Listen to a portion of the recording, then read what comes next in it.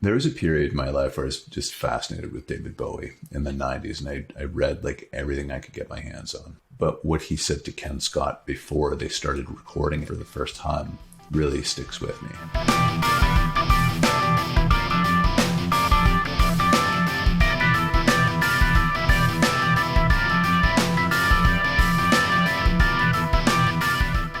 Brent, I don't know about you, man. It's February 3rd. We're recording this February 3rd.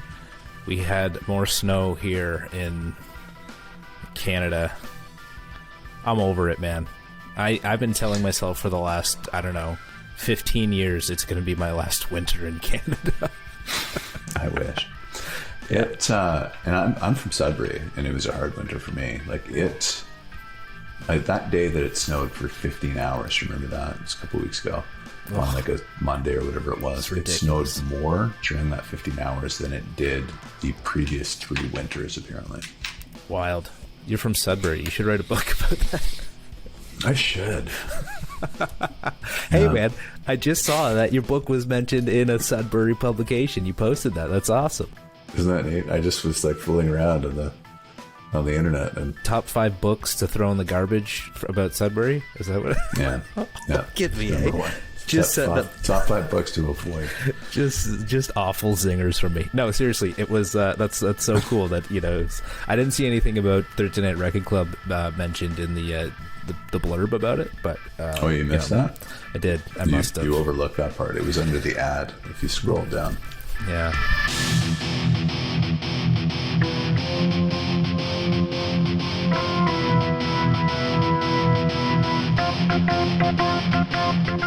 Talk to me about Hunky Dory. I'm very interested. So let me just. Huh? Sorry. That's not good. That's Sorry, not a Brent. good start. No, that's just. Yeah, might have been over exaggerating just a bit, but go on. So you loved Ziggy Stardust, like loved. Okay, so that's correct. I did. Well, it was the first time I'd Hunky Dory. There's something first time I'd really heard something and like paid attention to like listening to his music. So I don't know. There's something with Ziggy Stardust. I liked, really enjoyed a lot of the songs because now that you mention it, yeah, I guess obviously Hunky Dory came first. I guess it's not. Are you trying to tell me it's not too different from Ziggy Stardust? It's quite different. Okay. But here's the tricky part of that, Alex. In my opinion, it is quite different in terms of musical styling. But all the songs that were written for Hunky Dory were written during the time that Ziggy Stardust was also written. So the story goes that Bowie went and did a tour to promote Man Who Sold the World, I believe, in the States. First time in America. Came back and kind of retreated to his home and just wrote like 35 songs or something like that. Those songs made up the bulk of Hunky Dory and Ziggy Stardust. Yeah. Interesting. But 2 completely different records. Yeah. I mean, I could hear some similarities in a couple songs. Sure. I mean, it's still Bowie, right? It's still the same guy. But yeah, there was something about Ziggy Stardust and a lot of the songs that just felt really good, just like the melodies and things like that. And there's a couple here, so let's just go through the songs. Let's get through them because I think that'll help. Changes kicks it off. The skip for me. It's like I know the song. No, it's the song. It's been around forever. It's the song that's like everywhere. So I've just heard it a bazillion times, and it's just kind of like, it doesn't mean anything to me. See, Bowie wrote this apparently mostly on piano, whereas he used to write. And I don't know about Ziggy Stardust. That's kind of a blurry line because, again, all the songs were written at the same time. But apparently he used to write songs on acoustic. But he wrote most of Hunky Dory on the piano. And that contributes to, the different kind of like the flavor of the record, right? Because it's very piano based. It's not, Ziggy Stardust is very electric guitar heavy. Hunky Dory is certainly not, right? But Changes is almost like this kind of statement at the beginning of the record that this is going to be, you know, an album that's different in tone from The Man Who Sold the World, which you probably haven't heard, but it's very kind of hard rock-ish. Got it. And electric guitar heavy, as is Stardust. So it's weird because Hunky Dory is kind of sandwiched between these two hard rock records, but it's more arty and more poppy. Which is great that he could do that. You know, it's great. Like even at that point, you know, he wasn't too well known at this point, right? With Hunky Dory, right? So I mean, he was Bowie becoming Bowie at this point. This was really kind of, and that's what's cool about Changes, is because it's almost like a statement that there are going to be changes, and he's basically telling you it's not just a change in tone, it's going to be a change in my career. And it was almost like he was kind of foreshadowing that. Got it. And this album, from what I understand, didn't really take off until Ziggy Stardust sort of launched him. Like he was launched after Ziggy Stardust, and then Hunky Dory started to really sell. That's right.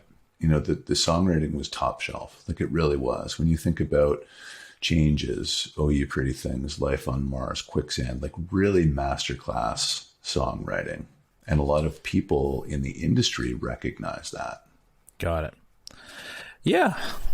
Yeah, you know what? If there's one thing that he really does, is he does pull you in lyrically. Whether you understand what's going on, I didn't really understand what was going on in half of these songs. You know, when I think about a song like Queen Bitch, I'm like, he's singing about somebody probably that I have no idea who he's singing about.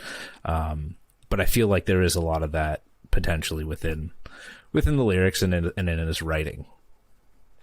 A lot of cultural references, a lot of literary references. This is kind of like almost an art pop, like geek record, right? It's like there's a lot of Nietzsche philosophy references. There's a lot of you know, it's a tribute to American icons too. And a lot of people say that this record almost Americanized David Bowie, because if you think about it, there's a song, Andy Warhol, right? American icon at the time. Lou Reed. Warhol. That's Ken Scott saying Warhol, take one, and then Bowie's like Warhol. Whatever he says. Right? I couldn't even really understand what he was saying. He's playing that little kazoo or whatever. He's screwing around with it, right? You can hear that. And then Lou Reed also, right? Queen Bitch is about him, and Bob Dylan. Yeah, a song for Bob Dylan. Yeah. Those are pretty cool songs. So yeah, Changes. It's, again, I also know, I feel like too, listening to this, like at the time as well, like this album coming out must have been pretty, again, it wasn't really recognized until Ziggy Stardust, but I feel like, again, culturally, like you're saying, especially around that time, you know, taking that kind of the literary, the authors and things like that, I feel the importance of the writing in this. It just doesn't stick to me. So yeah, I totally get that. And that's, I think a lot of people run away from Bowie for that reason, right? Because if you are not picking up on things like Bardo being a, you know, what it is, like I think it's like a Buddhist monastery or something like that. If you don't know what Bardo is, you're like, you feel like you're not really invited to the party, you know? Right. There's a lot of very bizarre references on that record that I remember hearing that and just kind of making up my own conclusions and saying, oh, that must be a talk show. Or that must be, you know what I mean? Well, no, I mean, I tried to do a little bit of that. I mean, like, Oh You Pretty Things is a little obvious. I feel like this is very much like speaking to, well, I felt to speak to, obviously, to the gay community, or to the community of kids that, or, you know, teenagers that were, experimenting or discovering themselves, and you know, you're driving your mom as a pop is insane, obviously being the main line of the chorus. That stood out to me as like, I feel like at that point in time, especially, you know, in the world, it was a big deal to be, you know, to come out, or, you know, I know that a lot of that drag stuff was going on, especially around the people that he was hanging out with. So I think it made sense for him. But it was obviously very different for the rest of the world at the time. I think that was kind of almost a reference to the revolution that was going on in terms, like the sexual revolution, actually, in the late 60s. This came out in 71. So, you know, it was like stoking the fire and, you know, inspiring kids to rebel. And I mean, that's kind of an earmark of, or a hallmark of rock and roll, really, right? So it was just a kind of a call to the young generation saying, you know, fly your freak flag. Yeah. Yeah. Yeah. And I really do, actually, I enjoy the music in that song. The chorus is nice. Yeah. So yeah, no, I think just he knows how to put a song together, compose it, whatever. Just everything he knows how to orchestrate it's pretty incredible. Strong songwriting, really strong. Those two, like it's quite a lead off to a record. And again, completely different from Ziggy, completely different from The Man Who Sold the World. And that's maybe that's why it's so interesting. I don't know. It's a very artistic offering, and I was really compelled by that when I first heard it. Yeah, it did feel very, like, I'm not a big musical guy, but it did feel very show tunesy, and I think that's another part that I wasn't a big fan of with the piano and all that kind of stuff. But I do like how Oh You Pretty Thing sort of like just nicely transitions into 8-line poem, because like it just like that transition's nice, and I think they do that again between Andy Warhol and Song for Bob Dylan. It's kind of a nice little like. You don't notice the gap, right? And I felt like, and the instrumental on 8-line poem is perfect. I absolutely love the instrumentation on that song. That's cool, eh?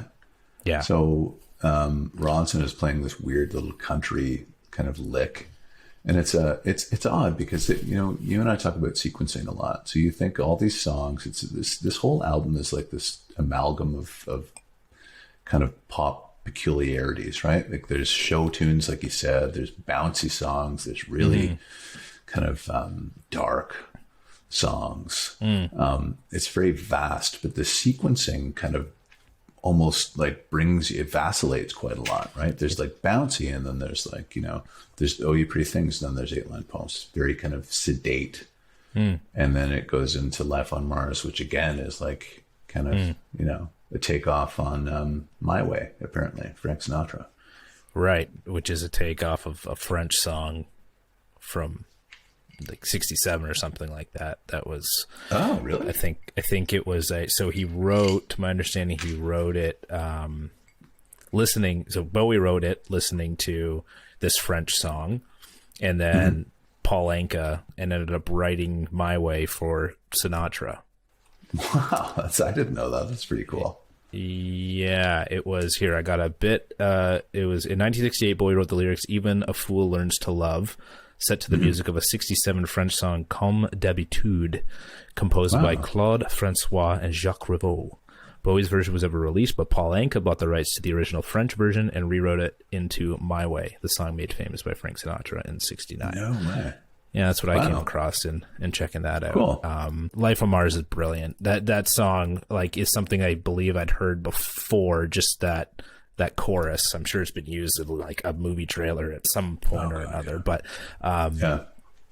it's funny, right? Like even Starman was not something I'd heard before, but I knew I had heard it not just because of Somewhere Over the Rainbow, but because of like a movie trailer or something. But I've never known where it came from.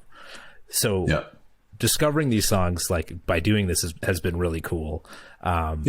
Because Life on Mars is, again, beautifully composed, awesome chorus, and again, a story that is really interesting because like even I'm like, God, is there life? Like, let's go to Mars, people, because this place sucks right now. Like, you know, and those last lines where it's like, you know, I don't know it verbatim, but you know, you see him beating up the wrong man. Does he? He doesn't know. Guy. Look at the cop beating up the wrong guy. Yeah, does he know it's like the most entertaining, the best-selling show? The best-selling show. There you go. Right, and it's like. Yeah, like so like there are lines like that jump out to me that make me go like, it's really not so different today, unfortunately. But at that time, it's like when you again think about what was happening in 71, man, it paints a strong picture. Oh, absolutely, it does. And you know what? You just touched on something there that I'd forgotten about. That reminds me of how much I love Bowie and why. it sounds like he's telling you a story, like he's personally relating his kind of perspectives and his worldviews to you, you know, because it's almost like he's a great storyteller, right? Like, oh, look at the lawman beating up the wrong guy. You know, it's the freakiest show. And it's almost like he's looking at this and telling you, like, can you believe this? And that's what his songs are like. It's like he's a raconteur, right? He tells you these things. And that's how I, when I came into Bowie, that's what made me a fan, I think. I was very receptive to the fact that it was almost like he was telling me these things through the speakers, right? And I was very dialed into that. Totally. No, I mean, I was just saying, like, it's just like, it's beautiful, right? It's just like a sense of beauty that comes with, I think everybody's listening, you know, like if everybody's going to sit down and really take it in, I feel like people are going to take in the same message, but I don't know. Yeah, it's going to hit them differently, you know, and I guess that's music, but it just feels enhanced with how Bowie does it, for sure. And then Kooks follows Life on Mars, right? See, again, the sequencing is hilarious, right? Because Life on Mars is this very poignant kind of, you know, tearjerker almost, and it's like, oh my god. And then you feel like standing up and applauding when you hear it. Yeah. And then this goofy song about, like, you know, Bowie's baby is like, do, do, do, do, do, do, do, do. Like, it's like a joke almost. Totally. I love it. I love this. I love Kooks. It's a fun. I knew you would, actually. Yeah, did you? Yeah. Well, think about that. You just had you know, you've got a young child, like two young kids, and I can actually see you kind of singing that to your sons, right? Yeah. Oh, definitely. Like yeah, because like, and I love the song too, because again, it's very schmaltzy with the piano, like da, da, da, da, da. It's almost like a show tune, right? Exactly. It's funny, but it's David Bowie being kind of vulnerable and just affable and fun. It's great. Yeah. So I guess he wrote this. He was listening to Neil Young, and when he found out that his son was born, I didn't know that. And so he kind of wrote it based off of, like, in sort of like a Neil Young style. What? Yeah, think about it next time you listen to it. It's like apparently he was influenced a bit by Neil Young in terms of, like, putting this kind of a song together. Because that seems odd to me. Do you know the song? It's a Buffalo Springfield song. I'm Your Kind of Guy. Mm-hmm. I'm not saying that's the song exactly, but I could hear it. Once I heard that, I was like, oh, I guess, yeah, there's some Neil Young influence in there. And I'm not just dropping Neil Young because of his popularity in the news these days, but when I first heard Kooks, I was like, this has got to be about parents and their son and child. But then I was also again thinking about the time and his involvement in the drag and gay community, and I was like, could this also be a gay couple that are like that somebody's staying with them? And they're like, oh, you know, I was like, hey, if you go to school, you can go to school. You don't have to go to school. Like, you just, like, a couple of kooks like us, you know, you could just hang with us. Like, it also just felt like a very, you know, just obviously a communal song. So I also was like, hey, like, I took a second to also think, could it have something to do with that? And sure, maybe it could. Maybe people could interpret that however they want. But I don't know. That's just also another way of taking it.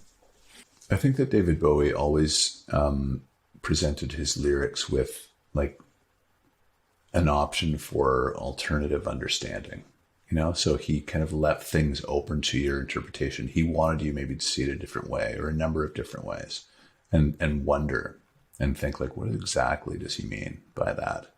And I think you're right. It could be that. It could be a number of things. Well, but parents, me, right? It's parents. Oh, it certainly is. But I mean, like, who are your parental figures, right? Like, who do you take as those type of people, right? Like, whether it is actually literally a son or daughter with their parents, or it's somebody who feels like they've been, you know, embraced or taken in by parent figures. Sorry to cut you off, but yeah. No. I was just going to say it's you know, clearly David Bowie's living an alternative lifestyle, you know, during this period, right? When he was just becoming David Bowie. And he was living with Angela Bowie. It was his girlfriend / partner / wife. Yeah, right. but it's just, the song is almost like, please don't be embarrassed by us. We, Right. we love you and you're our baby and we want to do all these things for you. And we hope that we don't embarrass you and because we're kooks, like we're weird people. Yeah. But there's like so many cool lyrics, like, I'm not much cop at punching other people's dads, which is kind of very English, right? It's Right. interesting because again, if you listen to Ziggy Stardust, there's no English, kind of linguistic elements in that. There's no, I'm not much cop. I'm not much good. Right. There's like, they don't say telly, he says television. He doesn't say bobbies, he says police. So it's like, it's almost like he kind of shifts away from that in Ziggy just as he changed his persona, which is very odd. Anyway, great. I love Kooks. It's so fun. Yeah, definitely. And then we just get super depressing with Quicksand. Again, see? Following It's like, Kooks. it's like ebb and tide, the vacillation of the sequencing, like ebb, tide. Yeah. It just pulls you every which way. Quicksand is, for me, a very poignant song. I think it's great. It is like, it's dark, but if you listen to the lyrics, like it's about a guy, it's almost like he's kind of, imagining his ascent to fame, right? But he's considering his shortcomings, and it's really introspective, but he's kind of juxtaposing all of those things on society as he sees it. He references, the golden age of Hollywood. He references Nietzsche again. Like it's cool because he's telling you how he feels, and it's like you believe him. Like he's talking to you. I've always got that from him. Like he's a great communicator. He's talking to you. Yeah. You know what? I never really took much from the song, to be honest. It never really stood out to me. Like it wasn't anything that I felt like super compelled by when listening to it. He kind of does this thing where he goes high in the car. Like there's just some things that Bowie does with his voice that distract me, and they're things I don't really like. So when I hear them, I kind of like tune them out a little bit, and I think I know I don't want to come back to this song. So yeah. And the same thing with Fill Your Heart. Like following that, like those two songs are not like. That's a goofy song. It's like this kind of dude. It's very bouncy. So it's almost like he's kind of countering with, like he's counterpointing. Right. Yeah. He's going back and forth. No, that's fair. That's a fair assessment of the sequencing of it. Definitely. Yeah. I don't know, but those two songs didn't do much for me. And then you get into Andy Warhol, and like that to me is like fantastic. This too. Oh, good. Like I love this song. It's like cool, catchy chorus. I guess the more people watch this and hear me talk, they try to just again understand. It's like, I just likes the pop catchy riffs. Yeah, I do. Yeah. So what? Millennial. Millennial. But I just really enjoyed this song, and it was just kind of cool. Like I was wondering, like, what did Andy Warhol think about it? Do you know? No, I have no idea. He hated it. Did he?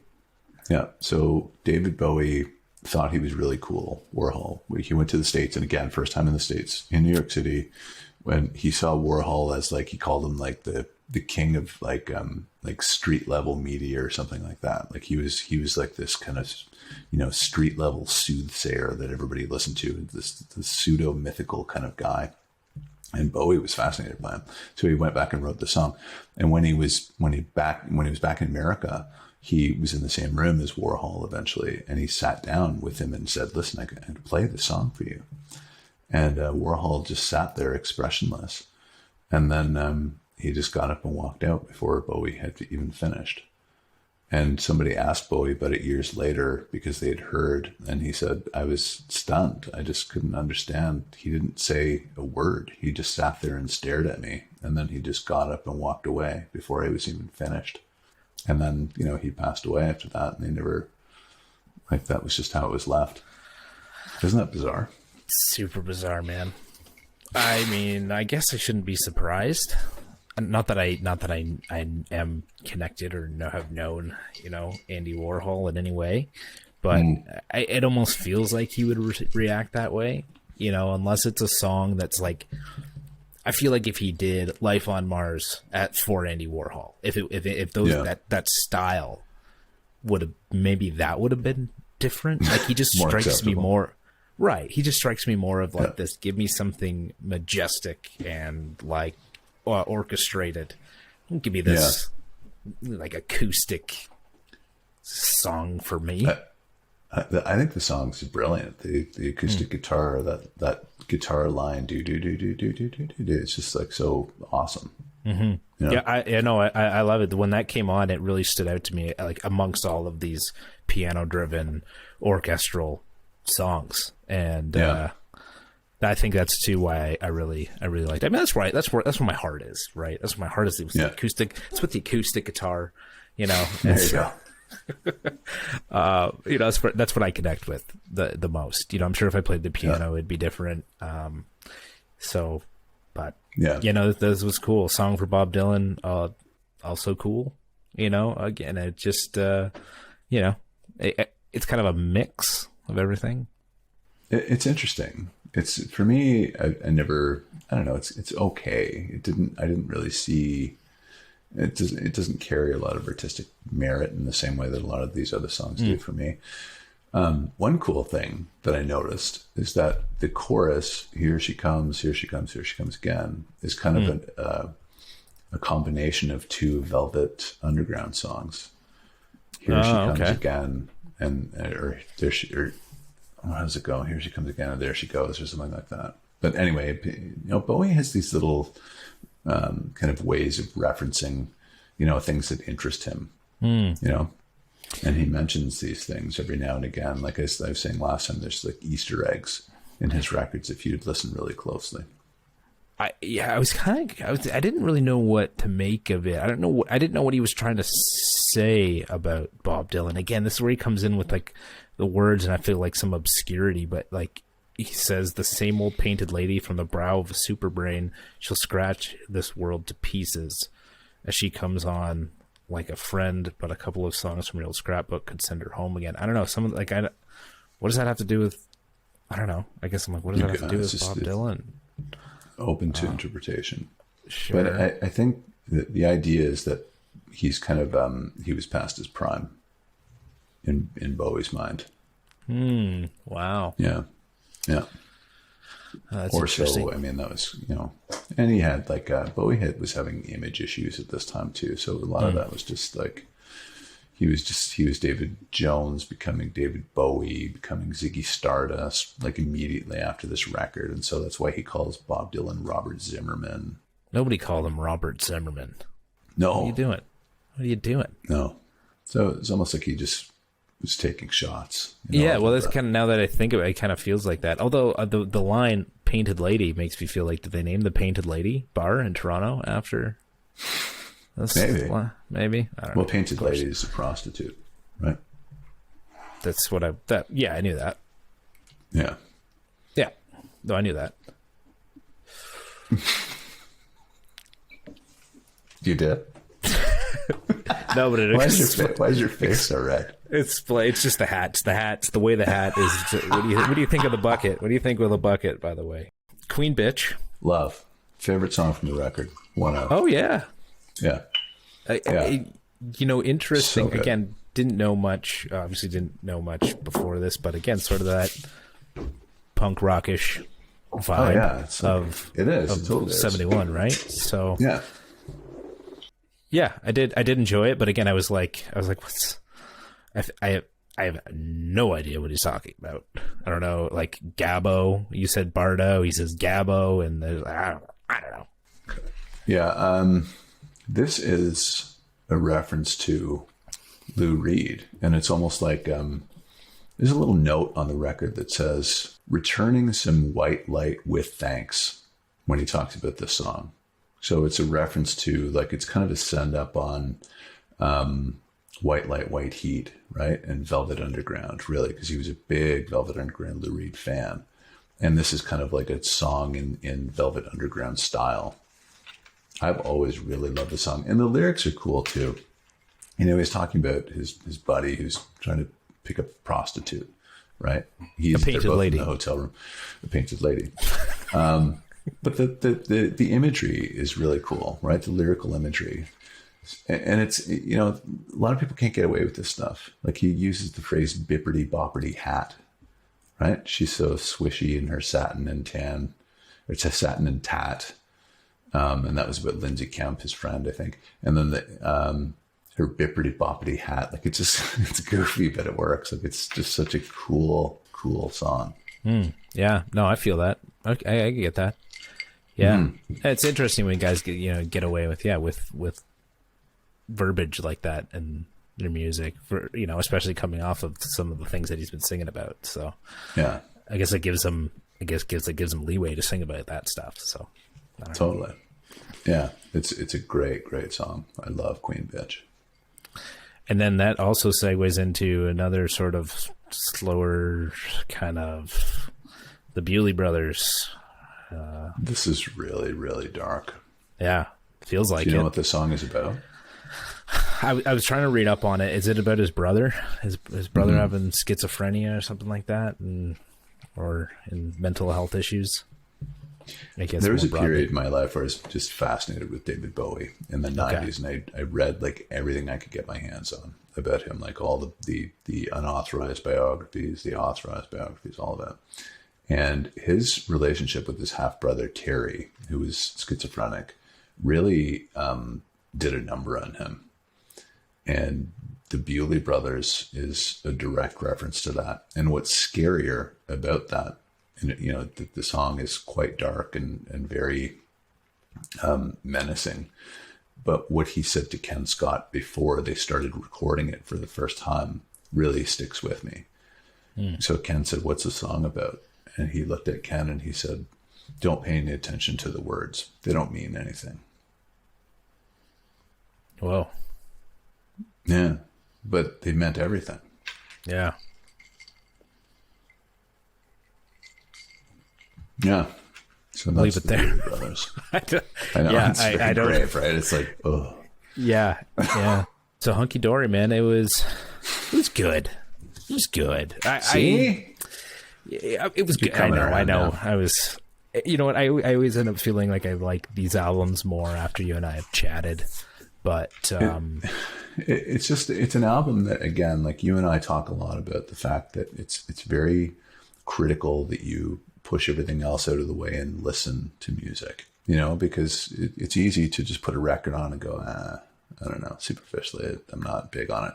But when you really kind of try to figure out what it's about and what the message is, you know, to you, then it takes on a whole new light, right?